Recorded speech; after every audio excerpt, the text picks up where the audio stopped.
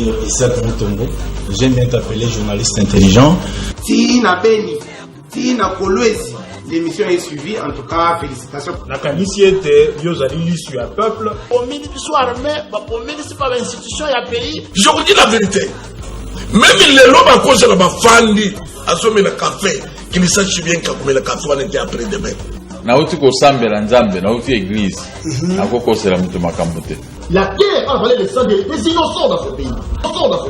Vous avez dilapidé le compte du trésor au ministre Simbongo et à l'État avec autant de légèreté. Mais pas interpeller au pays. Il y a une preuve. Alors ça ne valait à rien de remplacer Joseph Kabila. Vous comprendre que Kabila a battu c'est Batika Etimia. Comme il a 200 000, après moi j'acclame. Non. Tozoyoka makambo wana yake bango bazosomba kaka mapango ba oya sombi mapango na oya sombi ya minene mikolo nyonso bazoboma bato mikodoko neti tozana mboka na biso te papa 60 ya pasi ya mawa. Égoïsme. Ils ont travaillé pour eux-mêmes, pour leur famille, mais ils n'ont pas travaillé pour le pays.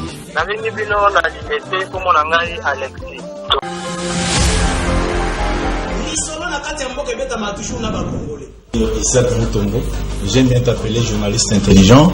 Tina Beni, Tina Kolwezi, l'émission est suivie, en tout cas, félicitations. La commission était, Yozali, sur un peuple. Au ministre soit armé, au ministre pas l'institution, il y a pays. Je vous dis la vérité. Même les lobes à cause de la fandi, à ce moment café, qu'ils sachent bien que le café va être après demain. Nauti ko sambe la nzambe, nauti église. Nako ko sera mutu makambote. La guerre a volé le sang des innocents dans ce pays. Vous avez dilapidé le compte du trésor au ministre Simbongo et à l'État avec autant de légèreté. Mais pas interpeller au pays. Il y a une preuve. Alors ça ne valait à rien de remplacer Joseph Kabila. Vous comprendre que Kabila a battu c'est Batika Etimia. Comme il a 200 000, après moi j'acclame.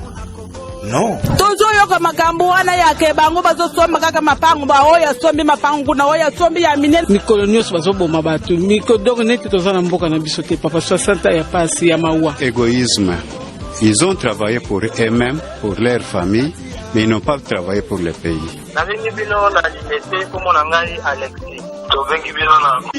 Le compte du trésor au ministre Simbongo et à l'État avec autant de légèreté. Mais pas interpeller au pays.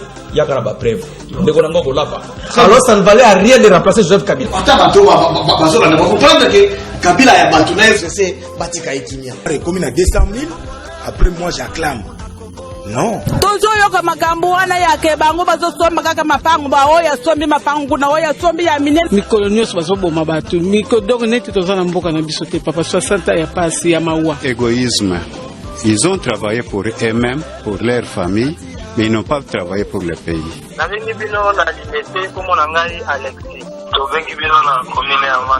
Rien de remplacer Joseph Kabila. Vous comprendre que Kabila a battu c'est Batika Etimia. Comme il a 200 000, après moi j'acclame. Non. Tozoyoka makambo wana yake bango bazosomba kaka mapango ba oya sombi mapango na oya sombi ya Voilà, émission devant les Congolais, émission qui est à la mini masolo la République démocratique du Congo, Bana Congo, émission du peuple et bandit. Alors, bon permettre biso ko rappeler nos principes, il y a émission la biso tozali awa na plateau na ba invité la biso nos éminents invités ndenge na benga kabango parce que nous appelons ici les têtes pensantes de la République pour parler de la nation, pas des individus. Même lorsqu'on cite les individus, c'est que ces individus-là, bazali ko participer à la gestion de la République. Yango tolobela kabango bande ko na ngai. Na sima ya réflexion na bango to ko fongola téléphone comme d'habitude. Boyebi bino moko ete na bisaka bino ete émission devant les Congolais dali parmi les émissions les plus suivies de la République. Voilà pourquoi la fongola téléphone na ngai sans ko banga na ebi ete boko benga to ko solo la ngai na bino. To beta masolo ya République démocratique du Congo. Ndenge na ebisaka bino toujours que masolo na kati ya mboka beta manalolenge malamu kaka la bana mboka. De quoi est-ce que nous allons parler? Bande konangai boyoki, chef de l'État a inauguré bongo babus Transco après koganga la population longo la photo to moni photo elimwe. Et Est-ce que le président de la République peut faire un don à bus ou pas? On va en parler, peut-être en passant, mais tu fan de la mingi dossier Kabundo. Est-ce que Zali honneur, tu déshonneur, tu bêta masolo yango? Nous sommes là en direct, bel et bien en direct avec vous, de partout où vous nous suivez. Qui est-ce que nous recevons pour vous aujourd'hui? Il est politologue, le premier, politologue de formation, de l'UPEN d'ailleurs. Azali Bongo pour soutenir l'union sacrée, Ndeko HT Mbotenayo. Mbote journaliste, Mbote Mini. Kimi Niko, le bel plateau la biso, qu'est-ce qui se passe? Comme qui m'appelle avant, oui. Et Nazala qui n'a manqué, Nazala pour ça la réflexion. Parce que yo yebi que Nazali cadre na l'union sacrée mais du côté de la bonne gouvernance. Bandai Nazala qui n'a manqué, Nazala pour ça la réflexion, pour ça la rétrospective. Il y a l'union sacrée. Ok. Ok. C'est que nous avons une matière. Ah bon, tu bête ma soeur yango. Mais pour la mission à Dubalé sur ces plateaux, ils allaient bon mais ça naïe avec canne naïe, chapeau naïe, le rôle à Moïse Katumbi. Naïe peut-être qu'il y a pas déjà dans le groupe il y a Moïse Katumbi. Ils allaient bongo ndeko. Voilà. Il soutient l'union sacrée. Azali Bongo, Ndeko. Rappelle comment. Ah là là là là là là là là là. Voilà. Arem Lukwikila. Ndeko Arem Motena. Mote, moi, Moka Ndeko Isaac. Pour tenir, on a rappelé que Biso Tolata, Borsellino, Obandeko, Obaebi, depuis 2010. Donc, Isa, et le moment où il y a Sikate. Mbote na bandeko nanga otozwami kati na plateau, mbote na bakongomani, mbote na komina nga ya Ngiringiri oyo bino boyebaka kotinda mwana na bino enfin que alobela na tina oyo etali population. Ça fait des moments ndenge na ye na plateau ya lelo pote naza na mwa kanda makasi pour na président de la République Fachi Beton naza na kanda na ye makasi. Pourquoi? Parce que koya na ngai na moni banzela mabulu. Pourquoi la moni banzela mapulu? Parce que banzela nyonso babongisa mboka boyede. Banzela nyonso ezo salama. On soutient la union sacrée, n'est-ce pas? Mais certainement. On comme na kanda na kati ya union sacrée. Eh, na comme na kanda parce que bola mon président de la République a comme osala na viva ya moté depuis na botama. Le lota mozota mola na nzela omona ke awa libulu so la ndeli libulu amoni bazo bongisa. Na keirut universitaire ba kotinga kati balobi nzela wana nini bazo bongisa na longwa asosa ba esinga bazo bongisa na kende makala bazo bongisa.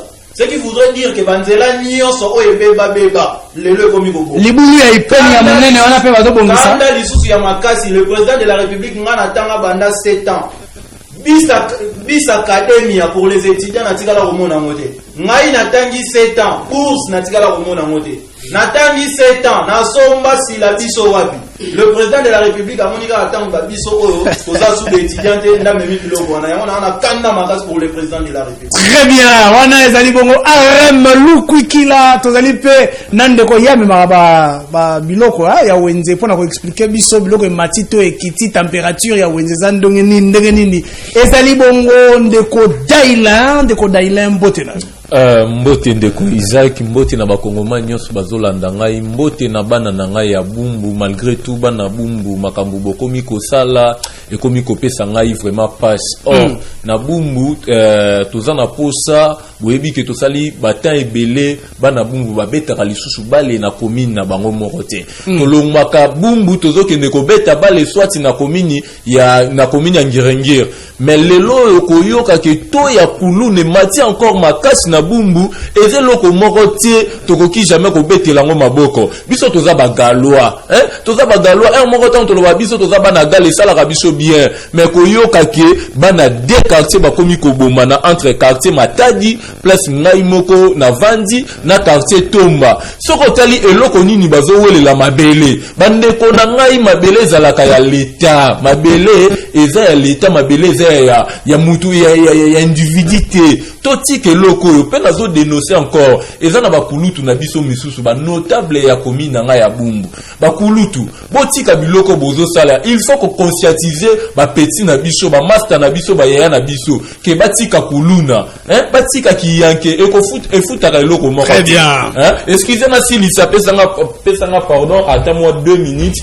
pour que na silisa 30 secondes. Oui, merci vraiment de ko Isaac pour ba kulutu na biso wana ba komi ko sangisa ko benga ba frère na biso ko pesa bango mwa misolo alors tant ba frère ba zui bongo ba ke encore ko multiplier ko sala encore ki kuluna pour ba yebi ke ndenge za bongo ba kulutu na biso ba ko benga bango ba ko pesa bango licho biso problème toza nango na bumbu toza na posa batiela ka biso ba responsable o baza bana bumbu lelo to pour ça to ya kuluna comme likolo mais bougumestre bumbu vous pouvez imaginer balongoli ndeko rosikiwa oya za mwana bumbu te balongoli na commune ya Kini ba yena directement na commune ya bumbu tandis que ndeko rosikiwa ayebi même pas tous les quatre coins ya commune ya bumbu ayebite bumbu toza na combien de quartiers ayebite atambola rapide. Très bien, merci beaucoup likambo ya ba bourgmestre wana bo beta ngukuto ate parce que boyebi ke plateau na ngana lobelaka makambo etali ba bourgmestre na mosala mabe bazali ko sala na mboka oyo ngamo na ko bana ko présenter ba fils digne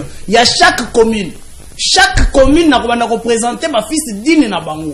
O ba ko sala mosala ndenge na kitaki na commune ya Makala na moni maître Eden Lumbu ko sala mosala ko curé ko sala mosala kutu ya yete ko bimisa mosoro na ye pona bana Makala. Je vais commencer à présenter des gens comme ça. Voilà, ndeko na biso ya suka sur ces plateaux, ils a dit bongo. Yera Barate Balobaranga azali journaliste na ngambo ya opposition, c'est un confrère héritier Mbote. Mbote ndeko Isaac, Mbote na balandi nyonso ya émission Devant le Congolais. Mbote pe na ndeko Zobwata Congo. Je crois yami bengaka molobeli ya bana katanga ndeko Zobwata place uzala pesi Mbote. Na pesi Paul Kagame oyo aza frère ndeko Félix Tshisekedi. Na pesi Mbote, na pesi bandeko nyonso baza na kati ya Union Sacrée. Na pesi batu nyonso ndeko Jama Kaboni. Na pesi pe Mbote, na pesi pe bala mura nyonso na pesi bango Mbote, ba policier pe na pesi bango Mbote, ndeko Fayulu pe na pesi Mbote, na pesi ba kabalwa na ba kabalwaze na pesi pe bango Mbote, bandeko na biso ya Tanganyika bazolela ndeko Isaac akoyebisa ngai ke depuis Zoe Kabila uta na Tanganyika pasi bakisami banzela mususu ti lelo ezo sala mate ba taxe bakisami lisusu na pesi pe Mbote na bana nsele côté na yo défenseur ya Zoe ya nini na kutika la jamais aux la politicien pour na kena bana ko soutenir Zoé. Ah okay. Merci beaucoup. Voilà, émission na biso e bandi 45 projet 45 territoires to komeka pe ko beta yango pe ko lobela social ya population to kei bongo ba image ya liboso je crois Régia Kosunga biso ezali bongo ya inauguration ya ba bus par le chef de l'État. Je crois, je suis de cœur avec Christian Tondo. Voilà ba bus ya bana ya université bande ko na biso ya université ba kokota ba bus ya ofele. Voilà ba image yango wana je crois ezali ko le chef de l'État présenta ki yango déjà semaine oyo. Je crois la mikolo ezali ko ya ba étudiant ba kotanga en allant à l'école na ba bus na bango ya ofele. À part ça, il y a une autre information et ça et beti et sali moi makelele lelo ezali ya bande ko na biso ya Nkita. Hein, parti politique Nkita, je crois wana ezali ba image ya chef de l'État Régis Ngabiso. Parti politique Nkita oyo basala ki sitting na bango lelo liboso ya primature pona ko exiger voilà ko exiger départ ya Sama Lukonde koloba etende ko Sama Lukonde na gouvernement na ye bazali ko sala mosala te. Voilà pourquoi baza ko exiger départ na ye la kisa attaque la police pe akoma ki wana na moni ba boujaki mwa moke président ya Nkita la kisa nga ba image mususu wana régie. Voilà, ok, voilà. Mais bandeko ba réussi ça qui quand même parti politique et réussi ça ko matikuna. Voilà, ce sont là les informations tozaki na yango lelo. Allons-y maintenant, nous parlons maintenant de la République. Je crois je vais commencer par monsieur Racheté qui est avec nous.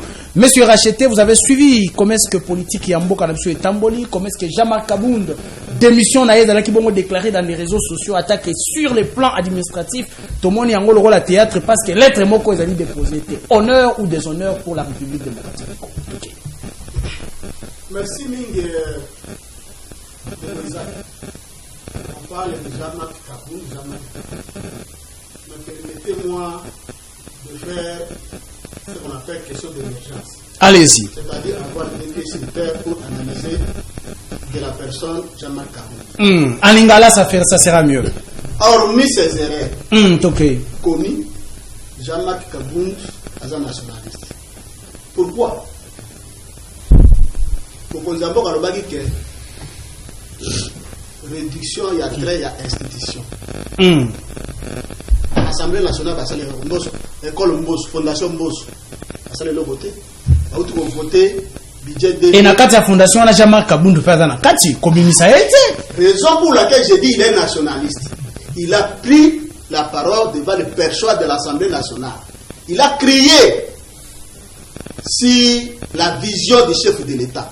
Quand le chef de l'État parle de la réduction des traits des institutions et que Fondation Mbosso Azali ko briller n'a pas excédent budgétaire, là nous parlons de 4 institutions. C'est-à-dire, Mokondiamboka Azamalamu, mais il faut rajeunir entourage naïf. Parce que Mokondiamboka a lobby réduction, il y a trait, il y a institution. Et que Bandaliboso n'a pas mal le gouvernement. D'abord, tu as dans le budget 2022, ça excédent budgétaire de la présidence, il y a plus de 470 et quelques il y a pourcentage dans la présidence de la République. Namoni va conseiller naïe, parce que 32 millions de francs congolais, c'est-à-dire 16 000 $. Mais fonctionnaires et Asuka, ils ont moins de 100 $. Donc, tant que Kabound a bimi na perchoir à lobby, a sali rappel à l'ordre. Mais Fondation Mbosso, le col azali moto ya 3e âge, na bourgeoisie comprador, il y a des gens qui vivent derrière les deux de l'État. Le col appelle azali moto à yewana pour à combattre Mokonzi. Ya mboka, à combattre Mokonzi ya mboka, kaka na makamundenge ya zosa. Siko attendez, zélan de racheter. Na nyonso oyo cité, est-ce que ça autorise du théâtre na kati ya ba institution? Il y a ça une démission dans les réseaux sociaux et ça la tolé ndenge saliwana pendant que pour déposer les biso administrativement démission na les théâtre. Permettez-moi de parler des actifs. Donc le bon côté il y a Jean-Marc Kabound. Je n'aimerais pas épiloguer sur les mauvais côtés parce que Moutoua Zalaka n'a pas bon côté. J'ai dit ceci. Kabound pour moi c'est un nationaliste. Il a sali Moussala Naye et mon ami. Pourquoi j'ai dit ça? Quand le chef de l'État parle de la réduction des traits des institutions, gouvernement et la budget à présidence et Mati, budget à primature et Mati, budget à l'Assemblée nationale et Mati, budget à Sénat et Mati, mais Koto et Bassali, Jean-Marc Kabound, tant que premier vice-président de l'Assemblée nationale, a télémis. Vous êtes un journaliste chevronné. A sali bango rappel à l'ordre. A sali côté une vision ya Mokonziambo à lobby réduction il y a trait il y a institution. Très bien. Alors donc on doit être un bon chef quand vous êtes bien entouré. Donc et Jean-Marc Kabound était un entourage à chef de l'État, il est bon. Il a fait sa part. Il a rappelé troupe dans la fondation Mbota. Très bien, merci. Réduction, il y a trait, il y a institution. Mais on ne permettre à s'attaquer quand même la garde républicaine. Batonaï va s'attaquer à la garde républicaine. Tant qu'on parle de la démission, il y a Kabound, à l'objet était Azali Bongo, un monsieur important, c'est un monsieur nationaliste, à vous la parole. Ok, Nalandi, ndeko racheter bien, ndeko racheter tikana ebiso ndongo lobby ke Mbosso aye pona ko bundisa monsieur Félix Chilombo, oyebi ke Mbosso ninga azana complexe scolaire UDPS. Oyebi yango très bien. De parler de Jean-Marc Kabound. Jean-Marc Kabound a un individu, hein, pour la biso peuple congolais. Si Jean-Marc Kabound aujourd'hui là, Jean-Marc Kabound a démissionné, peuple congolais, hein, ba Congolais ni ba ko bénéficier na eloko nini. Oh Jean-Marc Kabound ceux qui le loi démissionné, Congolais a ko bénéficier na eloko nini. Comment on a Jean-Marc Kabound ko sala ba biloko ne ba théâtre outi ko lobango bien, on est ba théâtre de chez nous de ko Isaac. Quelqu'un qui a le courage de démissionner ba ke ezali théâtre de ko. Ba théâtre lobby a to landi que non a retiré signature nae. Ta ba aventure. Oh bazo sala na peuple congolais. Hein? Yango na lobaka kondo Etienne Tshisekedi dit à préparer qui vraiment bandeko na vraiment bien té. Au monde a besoin d'une maturité politique et ça n'a pas moté. baza na ngote. Comment ça? Les fidèles dans la maturité politique on est caillou de là je vous dis la vérité, biso toza bien formé. Notion politique toza nango, maturité politique toza nango. Oyo Jean-Marc Kabunda asala. Eza kozanga maturité politique yo mona wapi yo nanda kuna yo olingi komi diembika après faut benga batu boya na lingi na mi diembika ngana za posa na kufa na ngai oseku wango baluka kango bongo ndeko Isaac ce qui Jean-Marc Kabunda zela na posa komi boma que a démissionné mais il fallait ça la mort ça ne devait pas passer par les réseaux sociaux. Tout à fait normal. Peuple congolais azana posa wanati. Peuple congolais azana posa te que Jean-Marc Kabunda longwe oni peuple congolais azana posa que ndenge monsieur Félix Tshisekedi motango azwa ki pouvoir ya peuple congolais pouvoir de Kabila pesa ki alobaki que akokomisa Congo Allemand d'Afrique. Peuple congolais azana posa Congo comme Allemand d'Afrique. Peuple congolais azana posa kolia. Peuple congolais a pour ça sentir que non azolia azo vivre bien ndeko nanga uti kolobaki o bamba batrou plus de 34 millions ndeko nani ndeko arem plus de 34 millions et bima na projet wana bamba batrou lelo so ke place mususu batrou bamba mate lelo ozomona baye kaka bachumoli basundoli bake place mususu bake bachumoli comment bachumoli basundoli bake sous place mususu après wana to betela bango maboko ndeko nanga to betela bango maboko wana eza ba théâtre peuple congolais azozela bango na marambo wana ti. Très bien, wana ezala ki bongo ndeko Dailin pona ye démission ya Jean-Marc théâtre. Ezali théâtre. Alors, tozongeli na ngambo ya union sacrée bango moko baza ko zwa yango théâtre, to pe bazali ko zwa yango honneur pour la République. Ndeko Arem Lukikila, vous avez la parole. Merci beaucoup mwana mboka ndeko Isaac. Biso tolobaka n'allingera beaucoup plus qu'au réfléchir sur les idées et non pas sur les individus. Allez-y, faites-le. Bien que l'individu fait partie comme étant un acteur des idées, mais ngai n'a koki ko nuancer par rapport à la réponse nangai, je dirais de l'autre côté c'est un déshonneur et de l'autre côté c'est également un honneur. Pourquoi est-ce qu'il y a un en déshonneur? Aujourd'hui déjà le fait que Moutou Azui sens unique, Monsieur le Président de la République, chères autorités, la famille du Président de la République. La loi, elle est faite pour tous et frappe tout le monde. La loi n'a pas été créée simplement pour certains individus. Non. Tant que le sens unique, il y a suivre sauf qu'il y a un sens unique, automatiquement tu as violé la loi. Mais Arem Lukikila, vous êtes juriste de formation. Est-ce que Motonio Swazali habilité à faire appliquer la loi? Voilà, je suis en train. C'est ça la grande question. Je suis en train de partir. Allez-y. Nalobi que vos sens unique, c'est une infraction.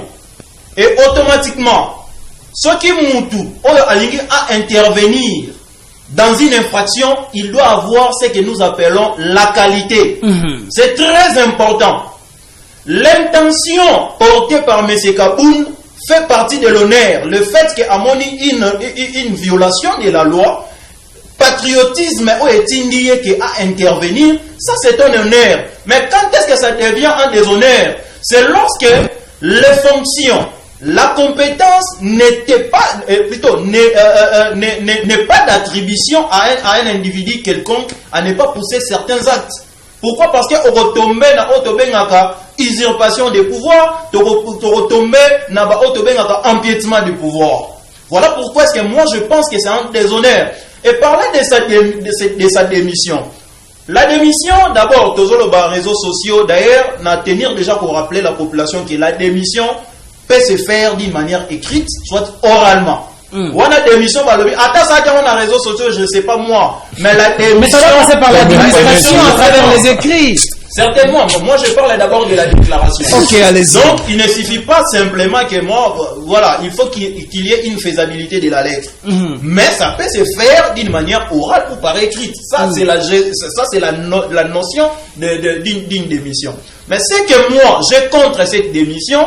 Pourquoi? Parce que la démission, avant de le faire, avant que ça la démission, il faut omitouna sur les comment, sur les pourquoi et sur les quand. Sur les comment, d'abord. Sur les plutôt sur les quand. Quand est-ce qu'il faut démissionner? Pour un homme d'État, moi je pense, on ne peut que démissionner au cas où Tokoki relever des défis à la population. Ça c'est la vraie démission. Na moni que ba pesi ngai poste ya premier ministre, mais na koki relever des défis étant premier ministre, automatiquement je suis réputé démissionnaire. Deuxième cas, quand est-ce que moi, Arem Lukwiki, là, je peux démissionner? C'est lorsqu'il y a l'incohérence administrative. Ce qui voudrait dire quoi? Moi, je suis en train d'opter sur la voie de la versalité, mais d'autres personnes, en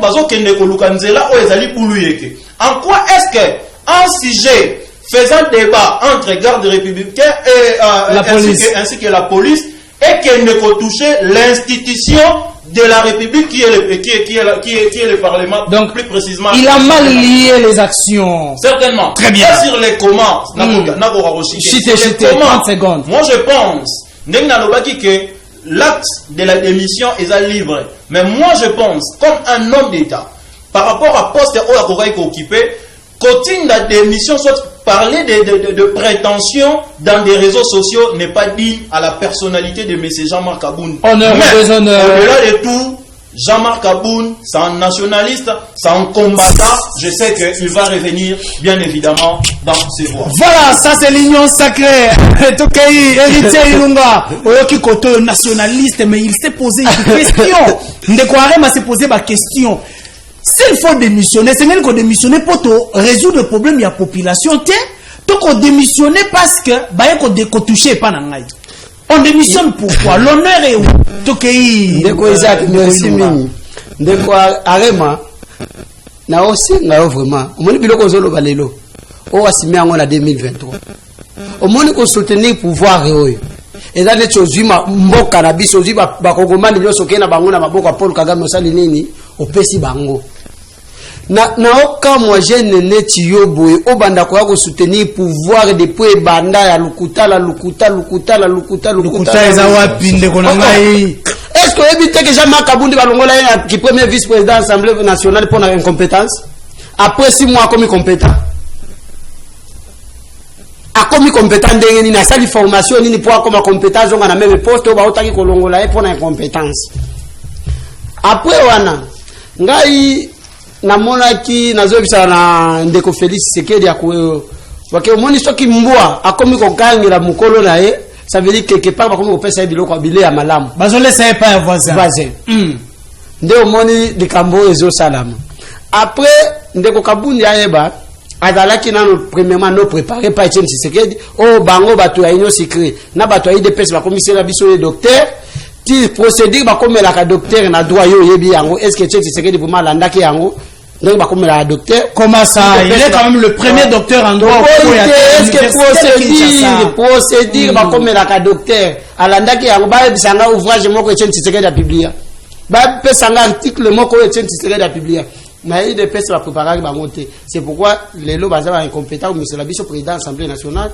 président sénat premier ministre après wana les lots na bulu yeke lorsque batu bazotanga lorsque batu baosa la politique ya malam bango bazana séance était pour na kofinga ba politiciens professeur sokatiki alubite na bana na otangisa na kota na politique na IDPS bavani na séance était babandi kofinga tato zobisa bango botika biloko oyo il fallait que ça la politique ya malamu mais même na bande ko fayulu yo moko zo mona ba biloko ndeko fayulu asalaka mukolo wa marche omoni ba école na bango yango wana balambere mais donc na opposition na majorité bango nyoso bazana distraction te ba to opposition bazala ke pa ya Etienne Tshisekedi o ba mubutiste wana parce que Etienne Tshisekedi yepe a mubutiste ah je vais piquer même bon comment ça va le moyebi attends membre azala ke parmi ba membre fondateur ya MPR lelo ndeko Kabundi atobona bapinda mama ya mutu kama mama ndeko Kabundi lelo akeko ti kopesa ordre na la police ba désarmer garde républicaine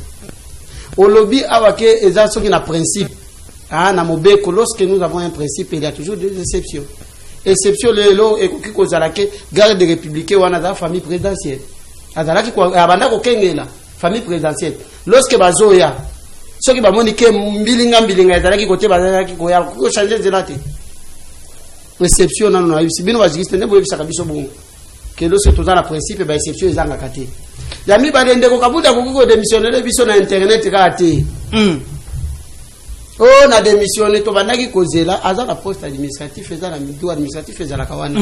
Po na nini ya komaki te po akende ko démissionner mbala moko. Na niveau ngana bandaki kozela, soki a démissionner ki mbala moko na ngana beta maboko. Ke lombe oui asali par na ye. Ya komila ki sabuma ke na démissionner parce que na Congo ça la magati. Très bien. Mais le erreur na eza nini? Yande bande ko ya nyo mibi nyo sike babandi déjà ko chrétien. Omoni biso na moni ba veje koko mulumba lelo baba ezai lobi bango pe bateni bango biso soki ba bango banani ba député soki IDPS to sangani lelo pona mabeo ndeko Jean-Marc Kabunda asalaki. C'est pourquoi pour nga makambo ya Jean-Marc Kabunda na olinga mingi kolobela ngo te parce que zo s'intéresse. Merci beaucoup. Ba député olobi wana Christian Tondo la kisanga ba image wana illustré kaka vidéo ya liboso wana total ba député à Kinshasa comment est-ce que ba désavoué Jean-Marc Kabunda en soutenant le pouvoir de Félix Tshisekedi ba lobiete bango makambo ya Jean-Marc Kabunda Jean-Marc Kabunda alekisi bango bazo soutenir le président de la République. La première vidéo bande ko yankita ndeko. Alors ndimi na bango ete batali ko soutenir bongo le président de la République et l'Union sacrée désavoué ndeko Jean-Marc Kabunda parce que forfait azali ko sala etali l'état etali pouvoir ya Union sacrée bande ko na ngai voilà wana tozali ko mona bongo ezali ndeko Peter Kazadi na ba député ya Kinshasa ndeko Jekokoye wana na sima balobi makambo ya Jean-Marc Kabunda etali bango te kasi motuna monene ezali ko se poser s'il faut démissionner nous démissionnons pourquoi Arem Lukukila a posé ça ici. Est-ce qu'on ne peut pas démissionner parce qu'on n'a pas satisfait le besoin de la population? La qui s'en une vidéo la première école les awana. Si mandé to zonga to betali solo ya ba province na biso. Projet 145 provinces. Régie image.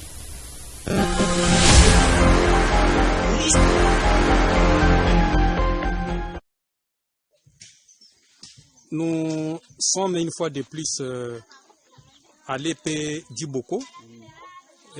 Toujours dans le territoire de Sankourou. Excellence, Monsieur le Ministre, je m'adresse à vous en particulier. Nous sommes en 2021, bientôt 2022. Vous avez parlé de gratuité de l'enseignement. Regardez dans quelles conditions nos enfants étudient. Ils n'ont pas de bancs. Regardez leur salle de classe, sans tôle, sans quoi. Il suffit que la pluie tombe, les enfants vont se disperser. Ça, ce sont les enfants de la 4e. Regardez dans quelles conditions ils se trouvent. Excellence, Monsieur le Ministre. Willy Bakonga a détourné des millions de dollars. Cette école a 12 ans d'existence. 12 ans d'existence. Ce sont les efforts personnels. Regardez dans quelles conditions nos enfants étudient. Envoyez quand même 5 000 dollars, ça va suffire, Excellence, Monsieur le Ministre. Ils ne vous demandent même pas des millions. Ils vous demandent même juste 5 000 dollars ou 10 000 dollars. Vous laissez Willy Bakonga détourner l'argent. Regardez dans quelles conditions les enfants étudient. C'est moi le directeur de l'épée du Boko Diabokol. Nous souffrons pendant 12 ans. Monsieur le ministre, nous vous demandons, vous pouvez aussi songer pour nous amener les tôles pour qu'on puisse un peu construire cet bâtiment. Nous n'avons pas de manuel, nous n'avons pas de bâtiment, nous n'avons pas de tableaux. Alors, nous faisons les efforts personnels. Nous vous demandons, nous vous en prions de songer pour nous. En tout cas, merci beaucoup.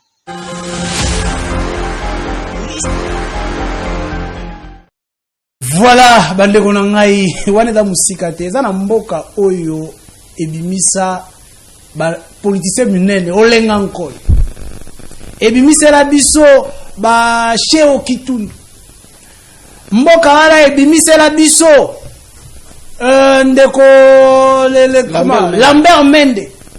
Ils sont nombreux mais tala pas na bango école. Qu'est-ce qui se passe-t-il en République démocratique du Congo? Ah, qui projet 145 territoires na biso sengele la muka. Mais comment na biso à quel niveau? Est-ce que ces projets et quoi on lia mosolo ya l'état ndenge chilejelo eliete ndenge 100 jours et comment qui procède? C'est ça la grande question. J'ai de la francophonie. C'est aussi un projet encore une fois. Dès qu'on rachète, vous avez la parole. Wana Omuni. Comment est-ce qu'en 2021, sous votre pouvoir, le lobo est le projet, il y a 145 territoires. Est-ce qu'on peut croire en vous de qu'on rachète? Liboso était là, fongole la bande de téléphone baloba. Population c'est ngela milo bela yemoko. Ba numéro yango ezo circuler bande ko nanga nazo fongole no téléphone kalate. Donc, na zo c'est la permission na ko na recadrer de ko na Tokei Ndeko. Ndeko Langa, journaliste, dans la politique, il faut être constant, précis et clair. Je te vois comme un militaire, sa position. Là, tu as créé Martin Fayoulou, tu parles de l'union sacrée, l'union secrète de Kaboul. Il n'y a pas que, ce qu'on appelle l'union secrète, c'est-à-dire secret, mais ça n'a rien. Vous comprenez? Tant aux autres, Jean-Marc Kaboul. Aujourd'hui, j'ai dit ceci. Je ne dois pas parler les points négatifs il y a Kaboul. Mais permettez-moi de parler autrement. J'ai dit, je parle des actifs de Kaboul. Mais au lobby que Jean-Marc Kaboul a démissionné qui pour la incompétence. Je dis faux. A démissionné pour la incompétence, c'était Balongo là qui est pour la incompétence. Non, c'était pour des raisons politiques. Pourquoi? Écrivez s'il vous plaît. Laissez à monsieur racheter. Allez-y. Je vous donne votre temps de parole. Jean-Marc Kaboul a démissionné pour la dénonciation. Il y a gestion Mabunda. Gestion, il y a Sénat. La Sénat va décréter qui gestion de session extraordinaire. Il faut que la constitution, le règlement intérieur de l'Assemblée nationale, session extraordinaire, et qu'il faut dépenser, le budget il faut dépasser 3 500 000. Mais à mon avis, le Sénat va 7 millions. L'Assemblée nationale va 12 millions. Tant que ça la dénonciation, on a des très bien, allons-y maintenant. Parlons de la RDC, pas de Kaboul. Tant que la dénonciation, il y a assemblée provinciale. Jean-Marc. Donc, assemblée provinciale, les Alakanakisha Saoté. Oh! Oui? Les Alakanakisha, ça, ce n'est pas manquer du respect aux multiples députés provinciaux. Je suis de l'union sacrée du côté de la bonne gouvernance. Il ne faut pas me confondre avec ceux qui sont dans les mangeoires. Oh, zingi mokonzi ya mboka pona ba intérêt. Tu comprends? J'ai dit ceci. Assemblée provinciale et à Kinshasa, ils ont coexisté. Pourquoi? 1. Député provincial Moko Bazo Foutaye, c'est 6 000 $. C'est une enquête. 6 000 $. 16 millions de francs congolais. C'est 8 000 $. 16 millions de francs congolais. Mais l'Assemblée nationale, quand on a un agent, 12 mois, il y a un paiement. Est-ce que 12 mois, il y a un paiement, un député provincial, parce qu'il y a une déclaration, parce qu'il y a un lire. Donc, si vous avez lire, vous travailler pour qui? L'Assemblée nationale n'existe pas. L'Assemblée provinciale. Cela n'empêche pas qu'ils attaquent quand même le comportement des Kabound. Allons-y maintenant dans le sujet.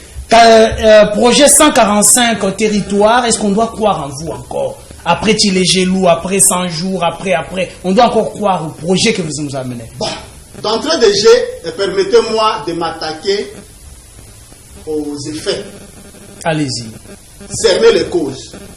Les causes, c'est quoi?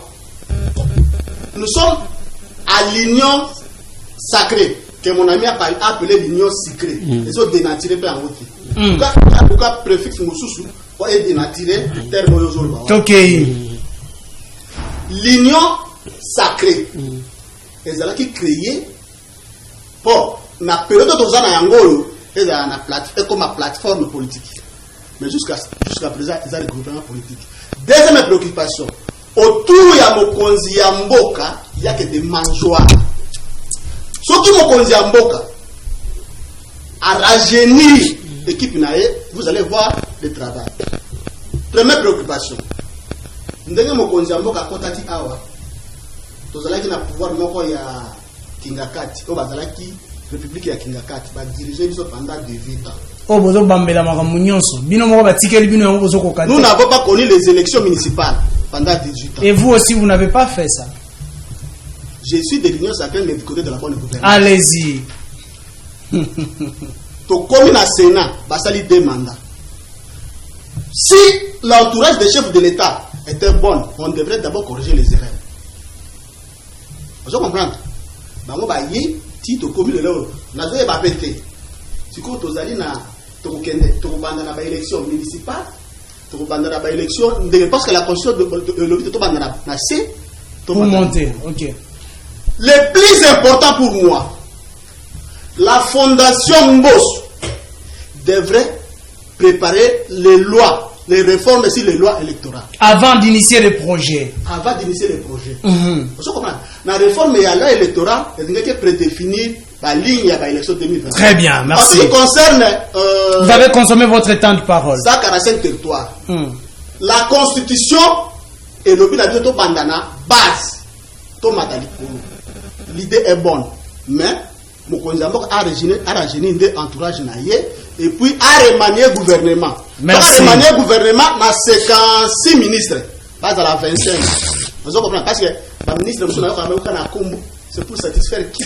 Très bien, merci beaucoup Ndeko Racheté, Ndeko Arem rapidement. Est-ce qu'on peut croire aujourd'hui na projet au Baza Koyenabiso après les multiples projets que nous avons eu, il y a pour débattre à Oyoki, déjà bateau bétal solo à 145 territoires. L'élo la plan social la Elibino école wana ou ezali en 2021 de va filmer école wana toké. Ok, nanga ibisa ndeko nangai kombo bungi ngai ndeko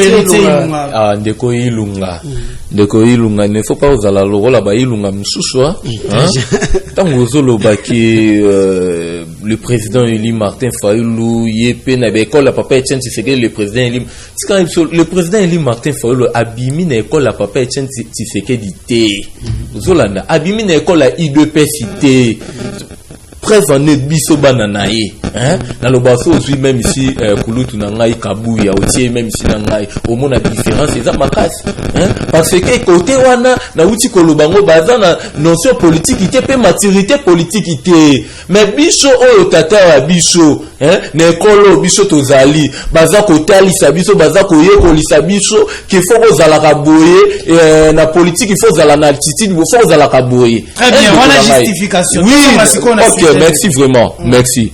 Mbala simande ko nangai ko sangisa biso te na ko sangisa biso te na bateau baza soki ndenge nini hein. Bon, côté dossier ya 145 territoires peuple congolais bino ba obolanda biso boyebi kito ko s'attendre encore na nini na ba détournement toujours hein ba détournement de ko Isaac ba détournement linge banda lisusu plus de 450 millions oyo babimisa oyo faut babimisa na projet oyo parce que chaque territoire chaque province pardon bakozwa 10 millions 450 millions oyo bimaki parce que 450 millions ekozala pas géré par banane c'est le premier ministre ndé a lancé bolela ki que président c'est ça ko gérer makambo siko da premier ministre ndé ki ko lancer yango est-ce que boko ko sala confiance te le et deuxièmement ko sala confiance to boité atoyo kake projet wana bien sûr les hommes mais ekozala comment ekozala contrôler et pas ya ba conseiller mususu ya monsieur Félix Tshilombo siko il faut aussi la kaka ba détournement hein ba détournement il faut banda parce que tant conseiller azuna nous 14 millions tiens on a libenga na e bou atali non intérêt à peuple 14 millions azotongela lango 3 écoles na 14 millions hein 14 millions 3 écoles après ce 450 millions peuple congolais au monde plus de 400 millions au ebimaki na projet à 100 jours et limwa kakaboué ba yesu ba détournement et bandina wa ya francophonie lisusu boye Chile gelou boye bango lisusu na projet à 145 millions et ça détournement c'est-à-dire monsieur Félix Tshilombo azo préparé déjà bazo luka déjà mbongo pour nous préparer ben ça c'est votre pensée makanisio yayo c'est-à-dire peuple congolais azelaka détournement. Voilà, wana ezali bongo ndeko Daila, ndeko Arem Kikila, je vous donne la parole, vous avez suivi ndeko Racheté à le biete avant de lancer ma projet, wana le président de la République devait d'abord laver comme entourage na ye, olandi koto al biete, tout ça ko banga nde ba détournement parce que ceux qui oyel boso simba ki temi ba lepe ko simba te to kei ndeko Arem. Merci beaucoup ndeko Isaac Vutombo. N'a pas eu vraiment qu'au marteler ma casse n'a pas eu bandeko balobi. Chacun est libre de faire ses arguments. Mais dis-moi, Bisoto Koki Olobaboué, rectificatif Moukier. Je pense qu'Endeko Darlan, Ndeko ya SID, il a dit qu'il est bien formé. Mais attention, tant on a bien formé, il faut barake ceux qui partent na SID et tindio na TV, faut barosa la o babé en récolte des données afin de diffuser des informations et des vraies informations. Ça c'est la bonne ça c'est la bonne formation en tout cas. Sinon vous allez faire les déshonneurs de votre leader Martin Fayoulou que vous prétendez. Voilà, entrez dans le sujet. Alobi que ce sont les conseillers, il a dit que ce sont les conseillers du chef de l'État qui vont gérer les projets en question. Je lui informe, parce que moi je suis très bien informé, et je lui informe aussi que il s'agit bel et bien du Premier ministre qui va en faire partie, il s'agit du ministre du budget, qui va assurer la gestion. Il s'agit également du ministre des Santé ainsi que le ministre des Finances. Donc, Wanapuna, comment on a dit, n'a pas su gratuitement au foot et la frais à connaissance. Parlant du projet, c'est Pelaramingi parce que je sous-entends que le président me suit. Na leka qui a le même plateau awa, il y a un nekonanga Isaac Mutombo, oso qui n'a leki na zora d'appel, coup de chapeau. Na le pas le romoro. Avant que le pays puisse se développer, il faut compter sur ce que nous appelons le PIB. C'est quoi le PIB? C'est lorsque le territoire propre, votre nation, votre pays propre, yemoko a commis ko produire, bokomi ko teka, bokomi ko sala ni bokomi ko kotisa, bokomi ko sala ba o ba benga importation en même temps bo sala exportation. Ça c'est ce qui fait en sorte que le Congo, le pays puisse avancer. Le mal qu'avait ce pays ici, parce que Congo est Koufa déjà depuis longtemps, mais sous l'ère le monsieur président de la République, Félix Antoine Tshilombo, Tawaye a remarqué que depuis le temps passé, le Congo aujourd'hui, bazaki na problème où était le PIB. Le Congo ne produisait pas. Congo même lipa ya pamba poto que ne soki mama poto nyoswana, ce sont des sociétés étrangères. Qu'est-ce qu'il faut? Il faut commencer par assumer le développement des territoires. Entre autres, ce projet qui vient avec une affaire de 145. Donc vous soutenez ce projet? Son importance, certainement. Nous allons attaquer son importance. Pourquoi? Parce que ce qu'on l'a dit est touché par grande ligne. Entre autres, il y a la construction des routes en désert. Deuxièmement, il y a également l'aménagement des centres de santé.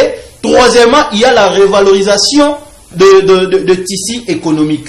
Ça, c'est trois facteurs majeurs qui font en sorte que le pays puisse avancer. Pourquoi? Parce que l'élo, Kwanga ngai na kendaki Congo central na uti Congo central, tala lip donc Kwanga est le côté, Nguba est le côté, Masangu est le côté, mais problème est anine. Et l'ongwa Congo central, les routes de dessert pa maundi, po ekoma awa. Problème tozana ngo eza problème ya banzela. Enfin que biloko oyo uta na bandundu ekoma ti pa bandeko ya Congo central, ce sont toujours des routes. Voilà pourquoi est-ce que l'importance de la construction de routes en désert, il y a un facteur majeur. Ce qui est l'aménagement des centres de santé. Aujourd'hui, bisogna soto yebi, tozo melaba mai moko boy n'en parlons même pas.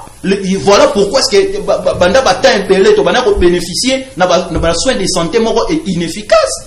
Aujourd'hui, la vie ya Congolais est estimée à 50 ans. Imagine. Espérance de vie d'un Congolais c'est à 50 ans. Comment est-ce que tu regardes le Bélgique? Comment l'existe 50 ans miracle? Ok. Ce qui les centres de santé, la population a bénéficié de soins sanitaires, ça fait partie de l'intérêt. Oh, les facteurs majeurs, et la révalorisation de tissus économiques. Lorsque Toki Tozan a posé l'élo social, Moutalia Lipa, Alia Nguba, Alia Foufou, Amina, bien, il faudrait qu'il y ait d'abord un territoire et à la ligne, et à la aménagé. Le projet à 100 jours. Certainement projet. Comment l'importance il y a projet? Oui, certainement. Comment est-ce qu'ils allaient qu'il y a les champs? D'accord. Nazo Lingaku Tunashi. Merci. Je vais citer en disant ceci. Nalingina cité. Wana na bana ko la importance il y a projet oyo. Pourquoi à ces projets j'étais clair. J'ai montré les facteurs positifs faisant en sorte que ces projets puissent être enviables. Mais la population n'a plus confiance. Le tournement. Confiance. Il y a moi ce qu'on a cité de Isaac. Nalingina cité na Roloba Boy. Le problème est zanini. Et ça que l'indépendance de la justice oyo neko président de la République a memé libiso yamana ndepezo causer moi tort. Aujourd'hui la justice, il faut que la justice puisse arrêter. Ça, ce n'est pas l'apanage du président de la République. Le président de la République a le population ils ont souffrir. On appelle si bango projet à Kwamba. Na appelle si mbongo. Ceux qui bandent est-ce que la responsabilité vient de qui? Merci.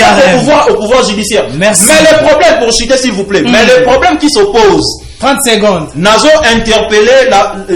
interpellé conscience yaba autorité nyonso oyo bazola nangai. Moi je suis un juriste, j'ai fait les stages professionnels na ebisi bino boye. Les juges, les animateurs de la justice nommés en 2010 par le président et le président ex-président on lui appelle China Rambo, je sais pas, Joseph Kabila, Papangue. Baji Jouana Bazali, facile à corrompre. Ça, Nazolo Bango clairement. Moi, j'ai assisté à une audience. On appelle mon avocat parce que vous savez, au moment où dossier client à Ouana, il me faut $20 000. Et à cet effet, je suis en train de faire appel au président de la République de jeter un œil à ce qui concerne la réformation des des animateurs de la justice. Très bien. C'est très important. Merci beaucoup Arem Lukwikila. Je crois Elitier Ilunga rapidement oyo qui commence qui bande ko ba balayer dossier on a pèse importance. Ndeko Isaac o favoriser ka ba politicien était o pesa bango ba minute belenga o pesa ngani. Toke ndeko na ngai expliquer biso mabe ya projet na ko débattre na. Allez-y toke.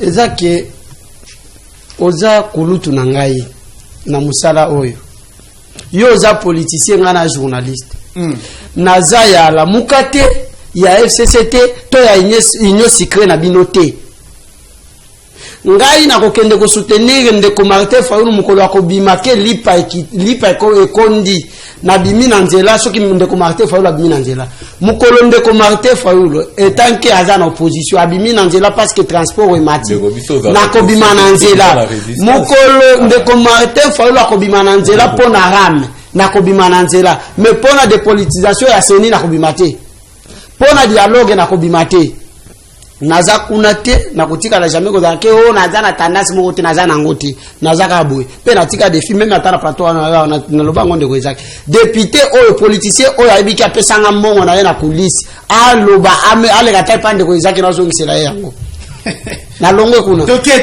makambo oyo dossier ya 145 territoire avant nano babimisa musolo nango babisa biso nano $500 millions ya projet à 100 jours baye bisabiso nano j'ai à francophonie mbongo nango eza so 14 millions mbongo nango nano eza wapi esali musala nini baye bisabiso dossier atile gelou mbongo nango nano esali nini aprende to babi misasusu mbongo po esala makambo ya 145 territoire wana po bakobandaka kobimisa ezobima bino bolobike mbongo mboka esi ekufa siko ba mbongo wana bozozo ango wapi pour lancer ba projet lelo yo ki awande kwa zolo ba wakeo kutu union secret balinga ba komisa ngo plateforme politique o nano za na projet te za la vision à chef de l'état et loko za la vision boko ndeko komisa ngo plateforme politique siko boko ndeko sala nini kuna pas besoin de projet te bozo na loko akosala te même ata biloko bozo sala o 145 territoire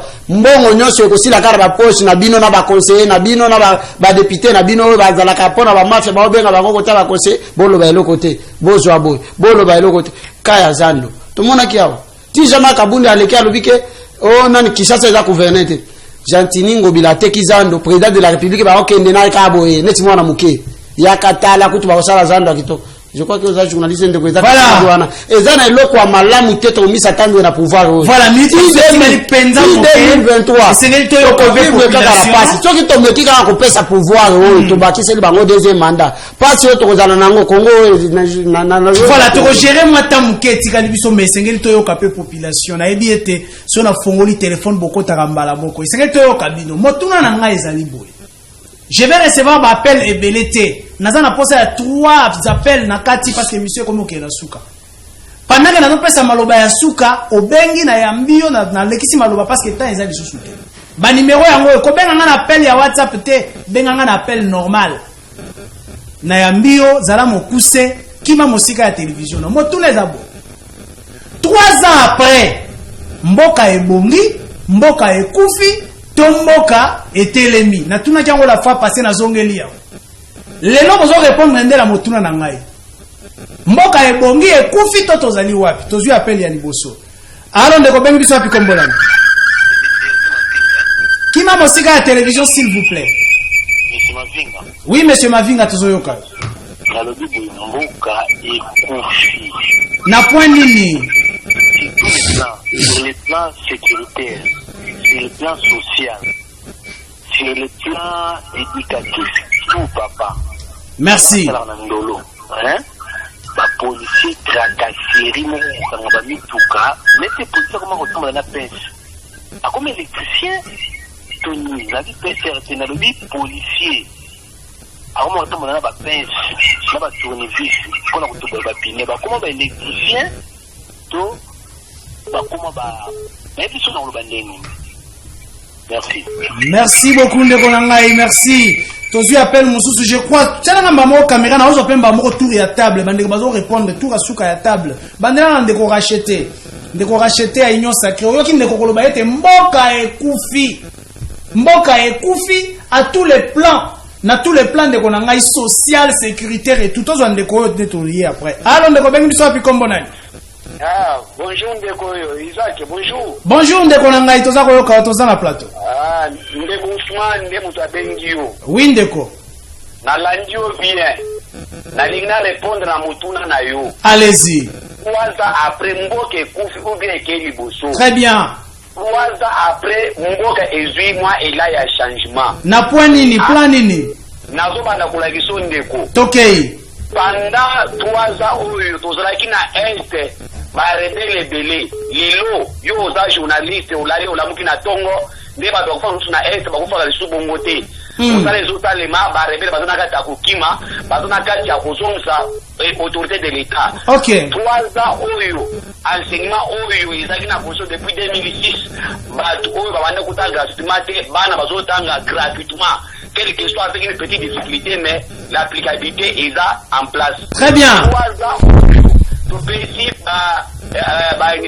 étudiant à société, académie, trans, et mon ami. 3 ans, Oyo, projet, Nzela ya Kulumakuluizi, qui Angola, 150 qui Lualaba, 150 km et Salemi. 3 ans, Oyo, train, et Wandoko Tamboula, Mujimai, Nak, Lumachite et Zongi. 3 ans, c'est ma Kamouya, à côté de Misamoka, mais non, hostilité. Très bien. Il y a changement. Merci. Merci beaucoup. Toi, tu la paix, Wandeko Moussou, passe to comme la souke, c'est to conclure. Allons, Ndeko Bengi Biso, api Kombonani. Oh là là, bapele comme beaucoup en désordre, Bandeko Nangai, Moussou, Fezo Katala. Allô? Oui, bonjour, papa. Oui, votre réaction, s'il vous plaît. Ok, c'est bon. Mboka oyo bongi obo baki mboka bongi bana oba tanga da gratuité. Est-ce que bon mon absence oba zotangila? Enseignant oba kenda pour que baki pesa ba ko hangwana. Vous savez combien de plus forte raison oba zo souffrir? Ah, botika avant bodo ba makambu susu il faut kota au côté de là jusqu'à bas faire olo de la makamongo olo de la. Merci. C'est misérable obenga batuka pour que o maîtriser population. Merci beaucoup. Voilà, to yambinde kona biso ya suka je pense. Alors ndeko bengi biso apikomole. Oh là là, ndeko akei toto ndeko ya suka pona émission ya lelo. Oh là là. Voilà, émission ndeko ya suka, voilà. Alors ndeko bengi biso apikomole. Aïe aïe aïe, perturbation bandi bandeko na ngai. Je crois toko zongela bino déjà dimanche toko zala pour la plateau ya monene ndeko racheter tozo clore sikoyo na plateau na biso ya lelo balobi mboka ekufi. Ba citer bino ba plan ndeko muso balobi mboka ebongi a citer pe ba secteur. Votre avis rapidement. Vous avez 30 secondes on doit la check. OK. Ce qui mboka ekufa, mboka ekufite. Ekufa. Soki mboka ekufa. Moto aliboso eza Martin Fayou. Parce que soki barosi mukeli bakufaki, baoseli ngandi bakufaki, ezalaki voix ya Martin Fayou. Esalaki ke à corrompre, à voter, il y a André. Oh! Comment ça, Ndeko racheté? Mboka le Koufi. Mboka le Koufi. Opposition de la Martin Fayou. Après ça, va critique, mais après ça, pas proposition. Après ça, qui voit. Après, si vous avez sorti à crise, président de la République a bégué Yarato Solo. Alors, peut-être, toi, quand tu Solo, tu as Faden House. Non? Donc, à ce qui concerne les voies de sortie, on a les abous. Remaniement et gouvernement. Démission à Bangonio sauté, mais remaniement. Pas remanier gouvernement, c'est la réduction à poste ministériel. De 56 à 25. Dans 25, il y a 20 ministères, 5 vice-ministres. Il y a Liboso Yangowana. Solution à Souka. Assainissement, non. Je termine. J'ai pu donner 30 secondes si vous voulez. Assainissement, il y a présidence, dans le niveau de la présidence de la République. Aza trop à combler. Naba juisseur, naba mangeur. Donc, moi, je ne sais pas si je vais idée à ma lame. Très bien. Donc, on bouge l'équipe à président. Pour terminer. Ça, 45 territoires. Ce qui, Mokonzi Amboka, Azalaka n'a pas conseillé ma lame. On devrait commencer par la conception. Ça, c'est la conception. Ça, 45 dans 30 secondes, je termine. 145 territoires, ils ont conception. Balinga, il va ça là, étude de faisabilité. Dans le niveau de la présidence. Et vous estimez que c'est la mité? Pas ça là, mise en œuvre. Na yango, avec comment on niveau exécution. Merci beaucoup. Merci. Merci, Racheté. Comme chef de l'État, donc il faut ça la remaniement à assainir l'entourage. Très bien, Ndeko Daïlin, vous avez aussi une minute. Merci vraiment, merci. Ndeko Racheté. Bon, qui s'habille sur son niponanine. Makambo Sanzete, bozo memangoti ao. Makambo Sanzete, bozo memangoti ao. La tour, Makambo Sanzete. Yo, bozo la preuve. Yo kenaki na ir, okenaki wana place monaki chez. S'il vous plaît, consommer votre temps. Ozo lobake Martin Fayulu ndemutu a sali pour que mboka oyo kufa. Boyo kata sonité, faut boyo ka sonité. Est-ce que yo mona Martin Fayulu azala na gouvernement ya nani André Kimbuka? Là je vous dis la vérité. Martin Fayulu azala na gouvernement. Botika biloko sanzete ko ya ba bien. Proposition pour les sociaux. Proposition ndeko na ko mema biloko sanzete te ya 10e ira na plateau. Population présentée bino ma social to créer. S'il vous plaît, d'abord, de perdre le temps. Qui s'habille sur son mboke Koufi. Comment Koufi? Tout comment Koufi bon démissionner. Bon démissionner. Comment Koufi? Banane babo miango. Ceux qui comment Koufi bino batu bobo miango. Na 3 ans, ça combien l'os? 3 ans, ça combien l'osso? Oh, ils allaient qui n'a pris à 400 francs. Mais la 3 ans, ça combien l'osso? Et combien à 1300 francs. Ça combien l'osso 1300 francs. Mboke Koufi. Maki oyoyo. Maki oyoyo, ezalaki na prix, il y a 250 francs, mais le lot Maki est comme à 600 francs. Maki est comme à 600 francs. Bah là, il va bon mimboka. Ezabi noté, Maki Koufi, le lot remonte à moulana ba chargeur. Na commune na nga ya bumbu kouré zalaka lisusu te. Commune na nga bumbu ma ya bimarate. Bon démissionner, bino bozo mérité carton. Moko ekufa to mboka ekufi. Omoni Congo ndenge eza boye ngala lobango Congo eza lokola na mode d'avion. Omoni tika ngai s'il vous plaît Congo ndeko Isaac eza na mode d'avion mon téléphone so tsango na mode d'avion oye ba réseau le kalisuté siko zo senga mutu moko boye aya ko sani aya ko désactiver mutu ngo tango tozala na Genève yemo ba lobaka le changement s'appelle Martin Fayulu. Non, jamais Kaboun. Le changement s'appelle Martin Fayulu. Que le changement s'appelle Martin Fayulu. Merci beaucoup. Merci beaucoup. Arab Loukouki, vous avez une minute. Merci Daïla. Merci Daïla. Une minute à population, s'il vous plaît. On conclut. Merci. S'il vous plaît, allez-y. Respectez les téléspectateurs. L'anthologie exige que nous puissions respecter nos téléspectateurs. Très bien, allons-y. Vous avez suivi la population. Dans la population, maintenant, on va dire Ousmane, des chapeaux place aux alliés, pour faire si presque, il y a noli presque, Nabitou Nagnoso.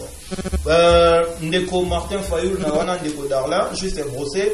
Ndeko Martin Fayulu a contribué à la mort de ces Congos. Certainement, pourquoi? Parce que, Azala député, il n'a proposé aucune loi.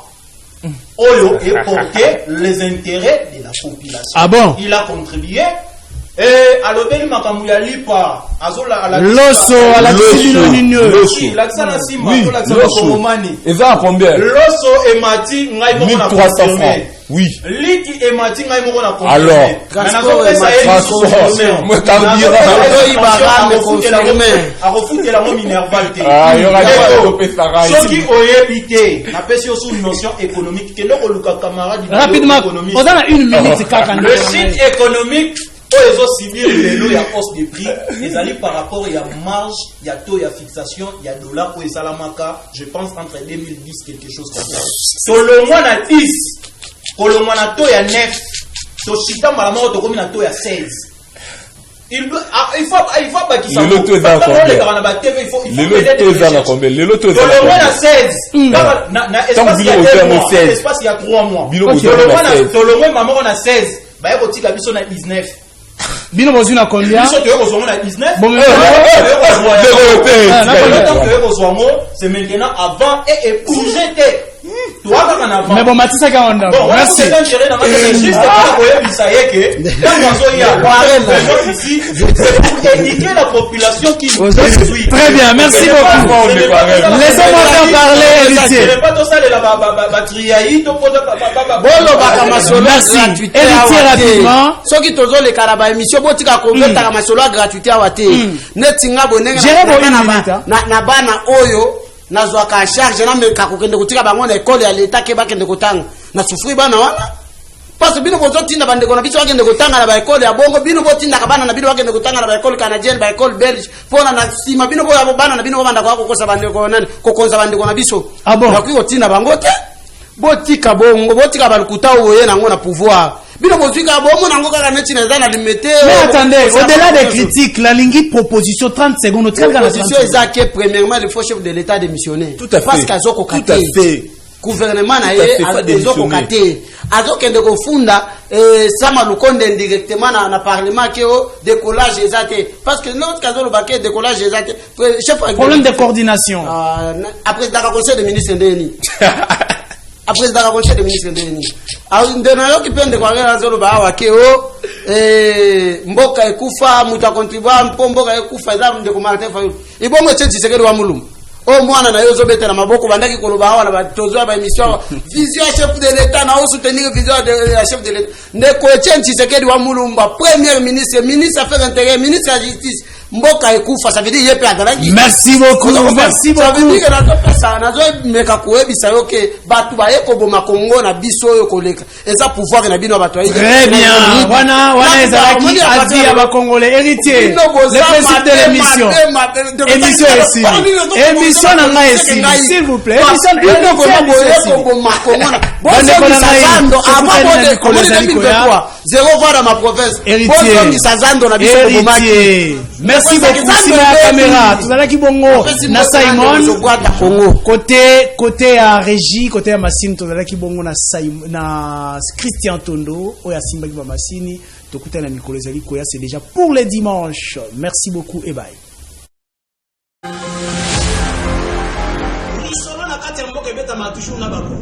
Isaac Moutombo, je viens d'être appelé journaliste intelligent.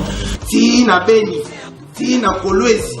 L'émission est suivie, en tout cas, félicitations. La qualité était, vous allez l'issue à peuple. Au ministre armé, au ministre par l'institution et à pays. Je vous dis la vérité. Même les lobes à cause de la fandi, à sommer le café, qui ne sache bien qu'à combien le café on était après demain. Nauti kosambela nzambe, nauti église, nakoko sera mutu makambo te. La terre a avalé le sang des innocents dans ce pays. Vous avez dilapidé le compte du trésor Bobini Simbongo et à l'État avec autant de légèreté. Mais pas interpeller au pays. Il y a quand même preuve. Alors ça ne valait à rien de remplacer Joseph